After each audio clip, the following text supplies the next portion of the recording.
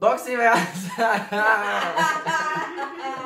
svima, ja sam Renato i sa mnom je ovdje 4 ljudi koji se ne želi snimati, iako sam ih zamolio. Samo želimo jesti. Jako su gladni, jako su željni, umorni, nenaspavani, neki će dobiti posao, neki ne.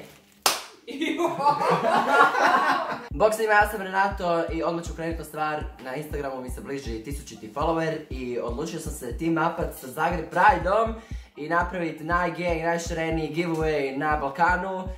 Jej! Sad vi kažete jej! Dakle, Zagreb Pride i ja smo odlučili vam pokloniti jedan mali simpatični poklon paket koji je sadržan u sadržaju ove torbe. Sve što trebate napraviti je otići na Instagram i na Instagramu će vam pisati sve što trebate napraviti jer u ovom trenutku ne znam šta će to biti. Ili ćete tagat ili ćete shareat, a ovaj video služi za to da vam pokažem što se zapravo nalazi u ne mojoj, ali uskoro vašoj torbi. Jedan od sretnih dobitnika i napominjem da to neće biti 1000 followeri jer to nema smisla, nego će biti najsretniji povodom 1000 followinga na Instagramu, će dobiti, evo između ostalog, sad je opet u vašoj torbi je i jedna majica na kojoj piše Zagreb Pride, koju možete nositi bilo gdje na Balkanu i pokazati da ste gay. Šta sam jako debela ako mi ne paše majica?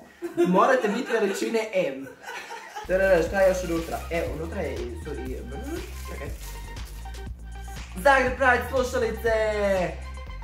Da možeš slušati moje stranje. Da možete slušati moje klipove bilo gdje u svijetu na slušalice.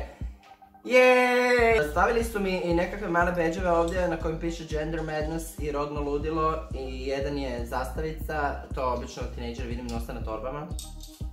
Tam današnje mladež. Kako staro zvuči? Kako staro? Moja mama nosi badge na torbi. Ovo je neidentificirani predmet koji... vidiš... Daj za mobitel.